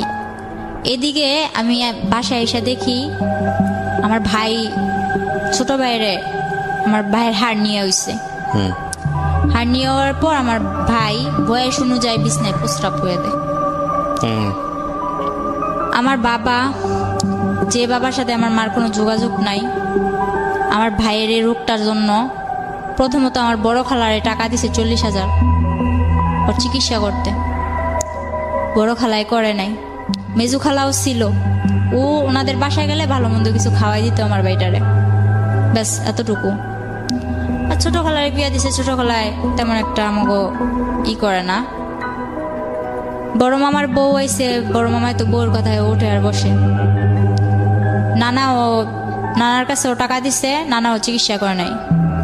শেষে না পাইরা আব্বুরে মায় কল দিছে, নাম্বার জোগাড় কইরা কল দিয়ে বলতেছে যে আমার ছেলে অসুস্থ, আমার ছেলের চিকিৎসা করো। আব্বুরেও টাকা দিছে, আমার মোটা অঙ্কের টাকা দিছে সবাইরে, কিন্তু কেউ চিকিৎসাটা করেনি। আমি যখন চলে আসার পর আমার মা আমার হাতে কিন্তু টাকা দেয় নাই। ওই মাসে যা লাগবো, ওই বললাম না যে আমার একটা মামা মেম্বার ছিল, ওনার কাছ থেকে মাসে 2-1 হাজার টাকা আনতাম, মনে করেন মোবাইল খরচ, তারপর হইলো যাইয়া এভাবে কিছু টুকটাক খাইতে মন চাইলে এসবের জন্য। আর বাজার যা করা লাগতো বাজারে ফোন দিয়ে কয়ে দিতাম যে রসুন মোমবার এগুলো পাঠাইতে গেছে, ওনারা পাঠাই দিত। মাঝে মাঝে আমি যাইয়া নিয়ে আসতাম। তো এর মধ্যে আমার বাড়িতে একটা উঠলো কি যে এই মেয়ে কেন এই বাড়িতে থাকবে, ও তো ভাইগা চলে গেছে। তো আমি যা করি ওই মেম্বরে জানাই করি, মেম্বরের কথা ছাড়া আমি উঠি বসি না। কিন্তু গ্রামের মানুষ আমার নামে আজে বাজে কথা বলা শুরু করলো। তো আমার ওই যে বললাম না এর আগে আমার একটা রোগ হয়েছে, ওই রোগটা আবার দেখা দিচ্ছে। আমার বাবু হওয়ার 1 বছর পর আবার দেখা দিল। দেখা দেওয়ার পর ওই রোগটা নিয়ে আমি অনেক দৌড়াদৌড়ি করতেছি, কবিরাজ বাড়ি, ডাক্তার কাছে, নারায়ণগঞ্জ ডাক্তার, ঢাকার এসে দৌড়াদৌড়ি করতেছি। তো তখন আমার মেয়েটারে আমার ছোট ভাই রাখতো, আমি একা একা দৌড়াদৌড়ি করতাম। তো সবাই বলতো এই মেয়ে তো আবার কোনো ছেলের সাথে চক্কর আছে, নয়তো এত রাত্রে এই মেয়ে বাড়ি ফিরে, রাত বাজে 8টা, এই 8টা বাজে, এই সকালবেলা যায় 8টা বাজে আসে, বা বিকালবেলা যায় রাত্রে 8টা বাজে আসে, এসব বলা বলি করতো। তো আমি বলতাম যে আমি এক জায়গায় গেছি, ওই জায়গায় আমার দেরি হইতেই পারে, ডাক্তারের বিষয়, সিরিয়াল আছে, কত কিছু আছে, বা রাস্তায় জ্যাম ট্যাম থাকে, দেরি হইতেই পারে। তো আমি যে সময় যদি দেরিও হইতো ওই মামারে জানাই দিতাম যে মামা আমার আসতে দেরি হইব, বা মামা আমি আইসা বসছি। তো ওই মামা সবকিছু ওদিক দিয়ে ঠিকই আছে, মামা বাগনির এদিক দিয়ে ঠিকই আছে, মেম্বরে আর আমি ঠিকই আছি। আর আমার মা যে কোনো সমস্যাও আমার মা আমার ওই মেম্বার মামার লগে শেয়ার করতো। পরে আমার মামা সবকিছু জানতো, কিন্তু এদিক দিয়ে আমার বাড়িতে এরকম আমার নিয়ে অনেক বড় একটা ঝগড়া হয় যে আমি অন্য ছেলে নিয়ে ঘুরতে যাই, আমার মেয়েরে আমার ছোট ভাইয়ের কাছে রাইখা, আমার ভাই অসুস্থ, আমার ভাইয়ের কাছে রাইখা যায়। তো এক পর্যায়ে আমি বললাম যে মা, আশা করি তো আমার ভাইয়ের তো অনেক অসুস্থ, ওর তো অপারেশন করা লাগবে। আমি মারে না জানাই আমার ভাইয়ের এক্সরে করাই, রক্ত পরীক্ষা যা লাগে করাইছি। করানোর পর মারে বললাম, মা আবার ওই মামারে বলল, মা বলল যে ওর হাতে টাকা দিস না, কিন্তু কোন জায়গায় অপারেশন করব ওই জায়গায় তুই টাকা দিবি। তো আমার হাতে টাকা দিতে না করলো।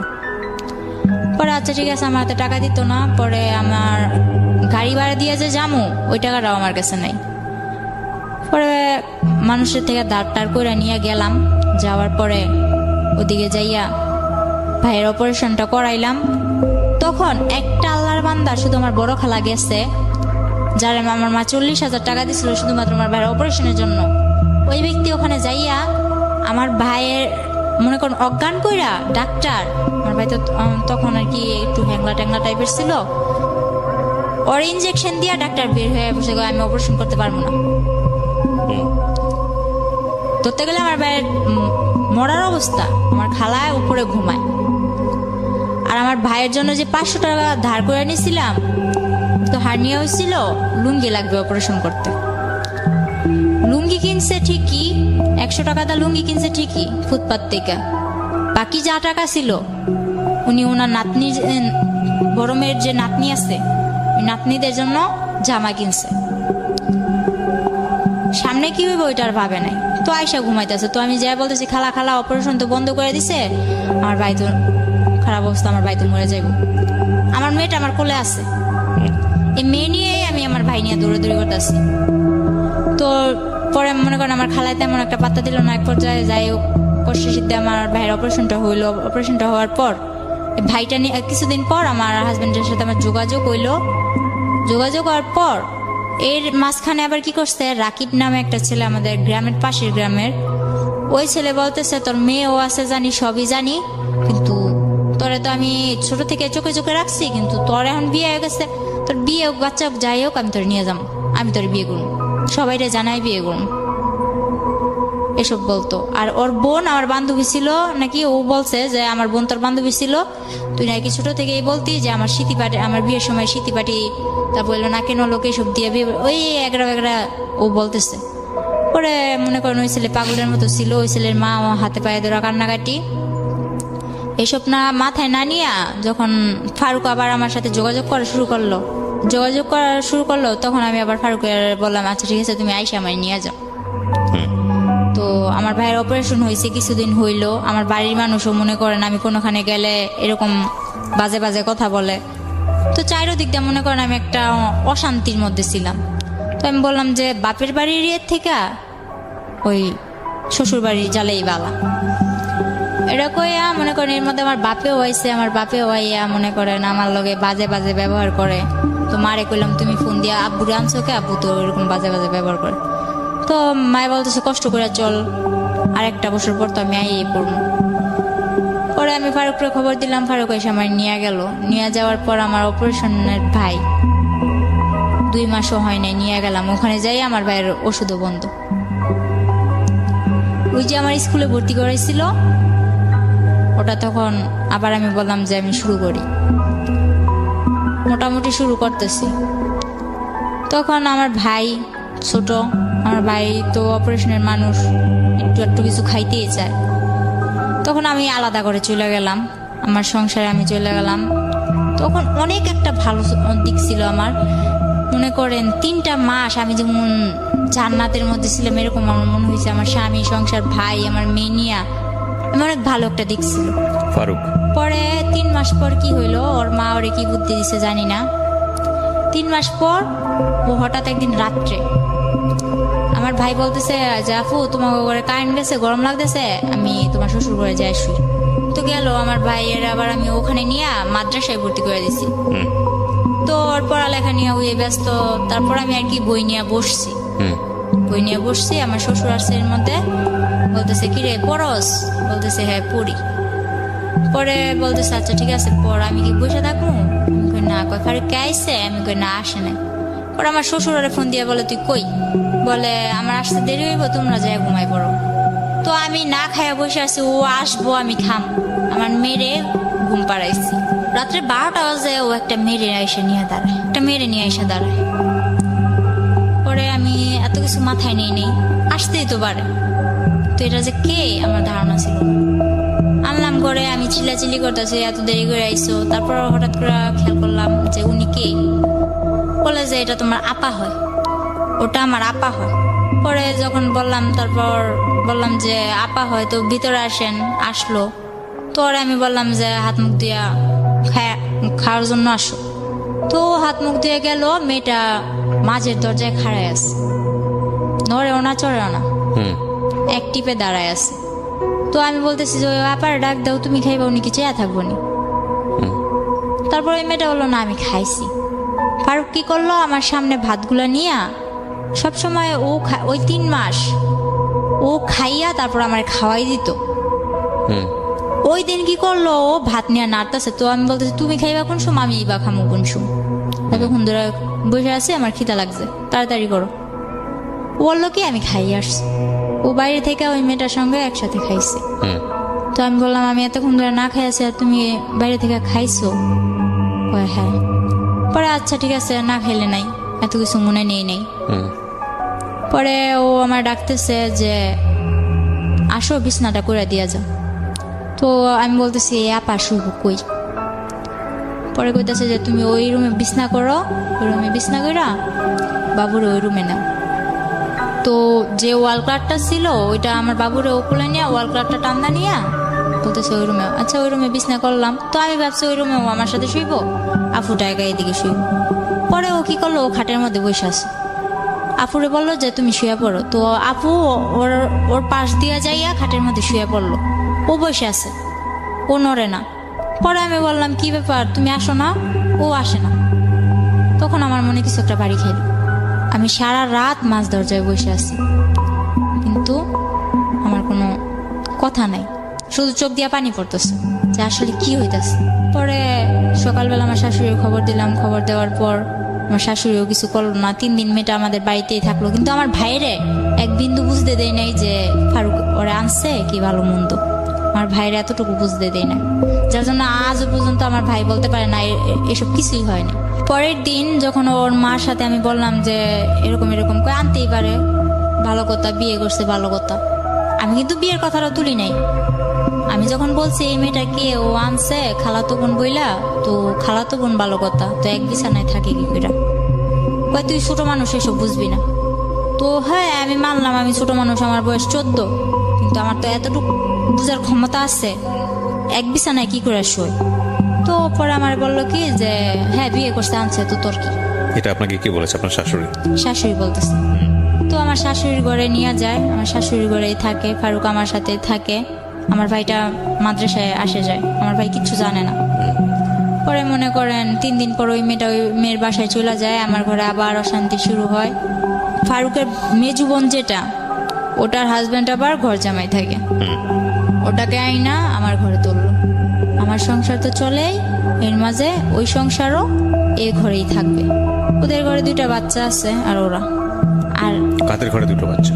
ওই আমার ননাসের ঘরে, ওরা এখানে থাকবে। তো এক পর্যায়ে আর কি আমি বিষয়টা মাইনা নিতে পারি না। আমি অনেক চিল্লাচিল্লি করার পরে ওরে বলি যে আমি এগুলা পারবো না। আপনার বিয়ে হয়েছে 12 বছর বয়সে, আপনার কথা যদি ঠিক থেকে থাকে, তখন আপনার বয়স 14 বছর, আপনার তখন একটা বাচ্চা হয়ে গেছে। বাচ্চার বয়স তখন কত, 1 বছর বা 2 বছর? হ্যাঁ 1 বছর। 1 বছর।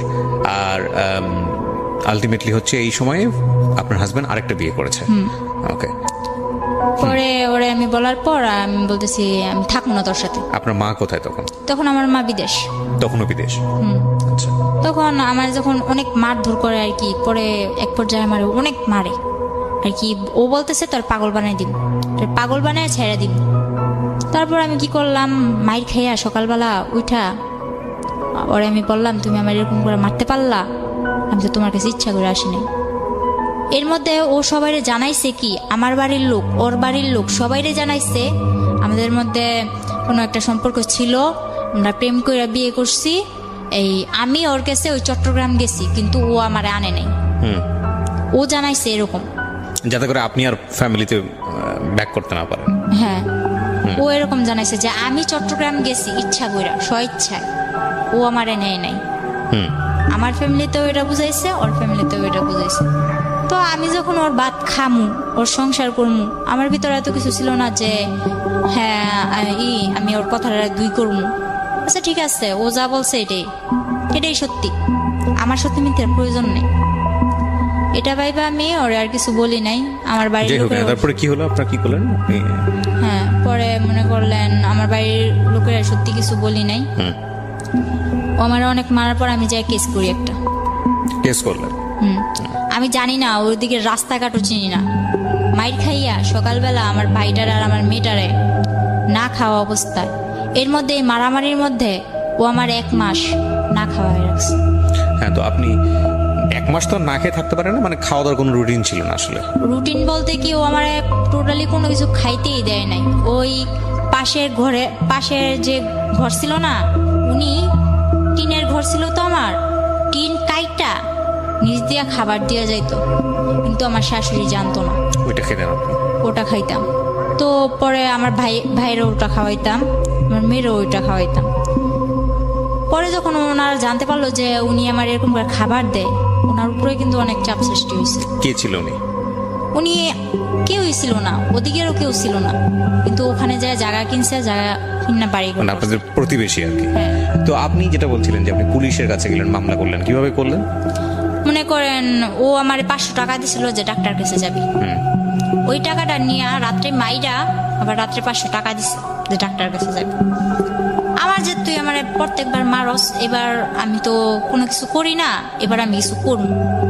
প্রতিবার যখন আমারে মারে, আশেপাশের লোকজন আমারে বলে যে তুই ওর ভাত খাইস না, ওর সংসার থেকে চলে যা। ওর আরেকটা বউ তখন আপনাদের ঘরেই? না না, তখন ওই 3 দিন থাকার পর ওই বউর বাসায় চলে গেছে। আচ্ছা। পরে কি করছে ও ও, পেশায় কি করতো ফারুক? পেশায় কি করতো?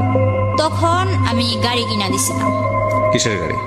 ওই মিনি ট্রাক গুলো আছে না, ওগুলো pickup। চালাতো? হ্যাঁ, মানে এটা আপনার মার টাকা দিয়ে? মার টাকা দিয়ে না, কিস্তি তুলছি, কিন্তু মার থেকে নিতে হইতো কিস্তিগুলো আর কি, মার থেকে ধরতে গেলে আদায় করা হইতো। ঠিক আছে, বলেন তারপর। কি রাস্তায় যা দাঁড়াইছি, এমন অবস্থায় আমি পুলিশের কাছে যাইতে, যে কোন জায়গায় যাইতে হইব এটাও জানতাম না। তো এক পর্যায়ে একটা লোক আমার দেখে বললো যে কই যাইবা, বললাম এরকম এরকম আমার মারছে, আমি কেস করবো। তো ওই লোকটা বিনা স্বার্থে বিনা ভাড়ায় আমার নিয়ে যায় থানায়। তারপর যে কেস লেখলো, উনি 200 টাকা রাখছিল। এরপর স্যারের কাছে নিয়ে যায়, এসআইয়ের কাছে নিয়ে যায়। এসআই মনে করেন বলে আচ্ছা ঠিক আছে দেখবো, টাকা দেন। তো 500 টাকা আমার কাছে ছিল, তারপর কইছে আমার কাছে 1 টাকাও নেই। আমি এরকম রাস্তার মধ্যে আসছি, এক ব্যক্তি আমার নিয়ে এসে, আমি এতটুকুই, এর বেশি আমার কাছে আর কিচ্ছু নেই। এটা শোনার পর যে কেসটা লেখছে, উনি চোখের পানিগুলো ছাইড়া দিল। এরপর মনে করেন আমি বললাম আপনি আমার কেস যদি নেন, যদি মায়া লাগে, যদি আপনার ঘরে মেয়ে থাইকা থাকে তো নেন, আর যদি না নেন তাহলে কিছু করার নেই, আমি চলে যাই। এটা বললে আমি চলে আসি। চলে আসার পর ওনার নাম্বারটা নিয়ে আসি, এসআই স্যারের নাম্বারটা আমি নিয়ে আসি। পরে আসার সময় ওই যে কেস লেখছে, উনি এবার আমার 1 কাপ চা খাওয়াইলো আর 100 টাকা দিয়া বললো গাড়ি ভাড়া দিয়ে চলে যাবে। তো গাড়ি ভাড়া দিয়া আসার সময় ফারুক আবার আমার দেখছে যে আমি থানার দিক থেকে আসতেছি, ও গাড়ি চালাইতেছে। পরে মনে করেন ও থানার থেকে ওদিকে গেছে, থানার দিকে গেছে, ও কিছু জানতে পারে না যে আমি গেছি কি ভালো মন্দ। বাসায় এসে আমার জিজ্ঞেস করছে কই গেছিলি, কাজিরহাট। আমি কই কাজিরহাট আমি ডাক্তার কাছে গেছিলাম। কই কাজিরহাট তো কোনো ডাক্তারের দোকান নাই। তো আমি বলতেছি একজন বলছিল আছে, তো গেছিলাম পাইনি, একটা বানাই টানাই বলে দিচ্ছি। পরে আমার তো আর মার সাথে ফোন করতে দেয় না। যাই হোক, এক ভাবির মোবাইল দিয়া ফোন করি, অনেক কষ্টে ফোন করি। ফোন করে বললাম মা আমি তো একটা কাজ করে ফেলছি, আমার এমন এমন মারছে, তোমার এতদিন জানাই না। ওর কাছে আমি যতই মাইর খাইছি, আমি কিন্তু আমার মারে জানাইনি, ঠিক আছে। পরে মনে করেন মারে জানানোর পর মায়ে কয় তুই এটা কি করছিস, তুই কেস কেন করছিস, তুই এটা ভুল করছিস। মারে বললাম আমার মারছে, ওইটা কি ভুল না? এটা বলার পর মা মনে করেন আর কিছু ভাবলো না, মা টিকিট কাটলো, বাংলাদেশে চলে আসবো। মা ডাইরেক্ট আমার শ্বশুর বাড়ি আসে কেস করার 1 সপ্তাহ পর। এর মধ্যে আমার মারধরও করছে, আমি হসপিটালও আমার নিয়ে যাওয়া হয়েছে, যারা হসপিটাল নিচ্ছে তারাও মাইর খাইছে আমার জন্য। হুম এরকম ভাবে মারতো, আর যতবার মারতো ওই আমার বাবা যেমন আমার সামনে রেখে আমার মারে মারতো না, ওরকম আমার মেয়েটারে আর আমার ভাইটারে সামনে রেখে আমারে মারতো। হুম হুম, হুম, হুম। তো হয়তো বা ওই সময়টায় আমার ভাইটারে নিয়ে গেছিলাম দেখে আমি জীবিত আছি এই যে পর্যন্ত। যতবার মারছে আমার মাইরা ফেলার চেষ্টা করছে ততবার আমার ভাইটা সামনে যায় দাঁড়াইছে আর কি। হুম পরে ওরে কি করব, ওরা আর কিছু করার নাই। মায় গেল, মায় যাওয়ার পর মায় অনেক টাকা পয়সা ভাঙলো কেসের মধ্যে। আমরা যদি 5,000 খাওয়াই ওরা 10,000 খাওয়ায়, ওরা যদি 10,000 খাওয়ায় আমরা 20,000 খাওয়াই। এরকম করতে করতে এক পর্যায়ে কেসটা কিভাবে ওরা নামাই নিয়ে এসে বসছে হুম টাকা দিয়ে। তো কি করছে, মা বলতেছে 3 দিন পর মা বলতেছে কয় আমি বাসায় চলে যাই, আমারও তো ঘর দুয়ার যায় ঝাড়তে লাগবো। এতদিন পর 3-4 বছর 2 বছর ধরে ঘরটা এরকম ভাবে পড়ে আছে, তুই আয়। হুম। তো আমি বলি মা আমি তো আসার পর মাত্র 7-8 মাস ধরে না, এদিকে আসা কেসটা হয়েছে। কি হলো? তারপরে কেসটা কি হলো নাকি কেসটা হলো না? কেসটা আর হয় নাই, ওরা টাকা দিয়া সব মীমাংসা করে একদম মাটি হুম পুরা ঠান্ডা, কোনো কথা নেই। হুম পরে মা চলে আসার পর মা এক জায়গা দিয়ে আমার ভাইটা তখন বন্যায় আমার ঘর, ঠিক আছে, আমার মারধর করার মনে করেন 1 মাস আগে নাজিরহাট বন্যা হয়েছিল, হয়তো শুনছিলেন, চট্টগ্রাম তলায় গেছিল পুরা। হুম আমার ঘরে প্রায় আমার বুক সমান পানি, আমার ঘরের পিড়া টিরা সবকিছু নিয়ে গেছে, শুধু আমার ঘরটা পাকা ছিল দেখে আমার ঘরটা টিকে আছে এক পর্যায়ে স্রোতের মুখে। তো এই মনে করেন আমার শুধু ভিটাটার জন্য আমার ঘরটা ছিল। পরে আমার ভাই আর আমার মা বিদেশ থেকে আসার পর আমার এই যে মারছে, ওদিকে না চাইয়া আমি বলছি যে মা আমি ওর ভাতই খাম। মানুষ কত কষ্ট করে ভাত খায় না, গাজারুর ভাত খায়, জুয়ারুর ভাত খায়, আমি ওর ভাত খাম। পরে তারপরেও মায়ের- বলছেন আপনি ফারুকের ভাত খান। হ্যাঁ, আমার একটা মেয়ে আছে আমি খাম, কারণ আমার মায় ও আমার বাবার রেখা চলে আইছে, আমিও যদি চলে যাই তাহলে। মানে আপনি চিন্তা করেছেন যে আপনার মতোই যদি আপনার মেয়েটার ফিউচার হয়, হ্যাঁ। যাতে না হয় সে কারণে। হুম পরে কি করলাম, মারে এসব বুঝে মারে বাসায় পাঠাই দিলাম। মায়ে আসলো, মায়ে এসে 3 দিন পর মনে করেন আমার উপরে আবার মারধর করার পর আমি বললাম যে আচ্ছা ঠিক আছে আমার মারধর করিস না, আমি বাসা থেকে ঘুরে আসি, আমি আবার চলে আসবো, কিন্তু বাসা থেকে ঘুরে আসি। পরে বলতেছে তুই তো গেলা রাবি না। পরে বলতেছি না আমি আম। তখন গ্রামের মানুষ একটা প্রশ্ন তুললো, কি কয় তোমরা যে বিয়ে করছো ওই বিয়ের প্রমাণটা দাও। আমারে বলতেছে বিয়ের প্রমাণ দিতাম। ও বলে আমরা কোনো বিয়ে করি না, এতদিন আমরা অবৈধ সংসার করছি, এতদিন আমরা অবৈধ সংসার করছি। এটা যখন ও বলে তখন আমি বলি যে ওই যে লেখালেখি দেখছি, আমি বলি না আমি আলহামদুলিল্লাহ বুঝি ঠিকই, কিন্তু আমার তো এতটুকু খেয়াল আছে যে ওই সময় কিছু লেখালেখি হয়েছিল। পরে বলতেছে আচ্ছা ঠিক আছে ওই প্রমাণ দাও। ও বলে না এর কোনো প্রমাণ নেই। তো আমার বিয়ে তো হয়েছিল কক্সবাজার চকরিয়া, হুম ওই ঠিকানাটা আমার মারেও দেয় না আমারও দেয় না। এক পর্যায়ে আমি বললাম আচ্ছা ঠিক আছে তুই ঠিকানা দিবি না ভালো কথা, আমিও অসুস্থ, তুই আমার টাকা দে আমি বাসায় যাম। আমি তোর 1 টাকাও দিতাম না, তুই যদি বাসা থেকে সুস্থ হয়ে আইতে পারস তাহলে তুই যা, কিভাবে যাবি, তারপর আবার চলে আসবি। হুম তারপর আমি মার থেকে টাকা নিয়ে 800 টাকা নিলাম, টাকা নিয়ে বাসায় চলে গেলাম। বাসায় চলে যাওয়ার পর মারে বললাম বুঝে যে মা আমি ওর ভাত খামো না, ব্যাস এতটুকুই। এরপর ওই ওদের গ্রামের মাতবর চেয়ারম্যানরা বলতেছে কি ব্যাপার তুমি প্রমাণ দিতে পারতো না, তাইলে সত্যি সত্যি এতদিন তুমি অবৈধ সংসার করছো। পরে আবার আমি আমার মা থেকে মনে করেন খুঁজায় টুজায় টাকা নিয়ে যে জায়গায় বিয়ে হয়েছিল ওই জায়গায় গেছি আমি, হুম ওই জায়গাটাই গেছি, যাইয়া ওই কাজিরে খুঁজা বাইর করছি আমি একা, আমার Okay. মেয়ে আমার মার কাছে। হুম আর আমি একা ওই কাজিরে চট্টগ্রাম চকরিয়া যাইয়া ওই কাজী মতিন রে খুঁজা বাইর করি। হুম খুঁজা বাইর করার পরে ওই কাজের অনেক বুঝা টুজা টাকা পয়সা কিছু দিয়া আমার বন্ধু বান্ধব কতগুলো আসলো, ওই যে বন্ধু বান্ধব কিন্তু আমার না, বন্ধু বান্ধব ওরই, ওই যে আমার মেসেঞ্জার বুঝাইছে, ফেসবুক বুঝাইছে যে এই যে দেখ ফেসবুক এমনি চালায়, মেসেঞ্জার এইভাবে চালায়, এইভাবে চ্যাটিং করে। হুম তো ওর বন্ধু বান্ধব গুলারে আমি ফোন দিছি যে এরকম এরকম। তখন ওর বন্ধু বান্ধব গুলা ওর হইয়া আর একটাও কথা কয় না, সবাই আমার হয়ে এই কথা বলে। পরে আমি যখন বুঝে বললাম যে ভাই আমি তো এরকম কাবিনের কাগজ নিতে আসছি, তো আমার দেয় না টাকা ছাড়া, আমার কাছে তো যাওয়ার ভাড়াও নাই। হুম। এটা বলার পরে বলতেছে আচ্ছা ঠিক আছে আমরা দেই। তারপর ওনারা 4-5 জন ম্যানেজ করে আমারে 4,000-5,000 টাকা দেয়। আচ্ছা। ওইটা দিয়ে আমি কাবিনের কাগজটা তুলে নিয়ে যাই, কিন্তু নিয়ে যাইও কিছু করতে পারিনি। ওই ছবি তুলা ইমুতে মাতবরের কাছে দিছিলাম। তারপর কি আমি ওর বাদ খামু না। এর মধ্যে আমার বাবা কি করলো, 12 বছর পর আমার মারে বললো কি আমার মেয়ের সাথে এত বড় অন্যায় হয়েছে, যে বাবা নিয়ে বলতো যে ও আমার জন্মের না, হুম। ওই বাবা বলতেছে আমার মেয়ের সাথে যখন এত কিছু হয়েছে আমি শেষ দিকে ছাড়ব। ওই আমার বাবা দোকান ভাঙচুরে এগুলা করে আমার মারে আর কি একটু একরকম পটাইলো। মারে পটানোর পর মা বলতেছে 12 বছর পর যখন ও মেয়ে স্বীকার করছে, মেয়ের জন্য এত কিছু করতেছে বা করব, তাইলে ওরে আমি আনতেই পারি। গ্রামের সবাই বলছে দেখ তুই ওরে আনিস না। আমার বাবারে ডাইরেক্ট 2 দানা করছে যে ওরে কিন্তু তোর সংসারে আবার আনিস না। তো আমার মা আনছে, আনার পর আমরাও ভাবছি বাবা পাইছি দুনিয়া পাইছি।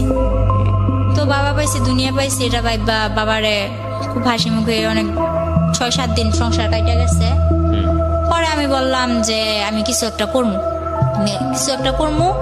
নয়তো তো আমার মেয়েটার ভবিষ্যৎ অন্ধকার। এটা বলার পর এই 1 সপ্তাহের মধ্যে আমার মারে পুরো, আমার মা এতদিন যে বিদেশ করছে যা ছিল আমার বাবা হাত করে নিছে।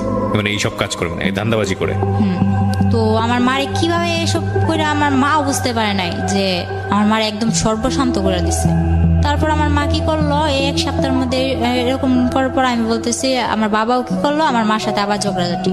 তো যখন বললো তুই এরকম করলে কোনো লাভ নাই, এখন সবকিছু তো আমার বাবা বলতেছে মারে এই কথা বলার পর মা বললো আচ্ছা ঠিক আছে সবকিছু তোমার, তাহলে তুমি সংসার চালাও।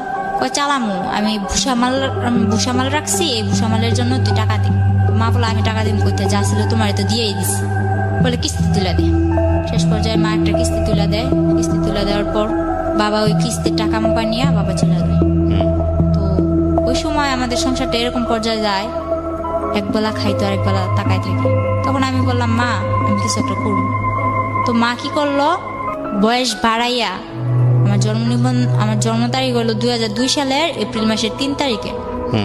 তো আমার জন্মের 1995 সালে না কয় সালে আর কি, আমার 25 বছর করে একটা পাসপোর্ট করে, জন্ম নিবন্ধনের কার্ড করে 11 দিনে আমার মা পাসপোর্টটা বের করে টাকা দিয়ে, ধার করে টাকা নিয়ে আমার পাসপোর্ট করছে, আমার বাহিরে পাঠাই দিব। বাবা 1 মাস পর আবার আইসা বলতেছে আমি সংসারের হাল ধরমু, মাইয়াটা বিদেশ পাঠান লাগতো না, মাইয়ারে বিয়া দিন।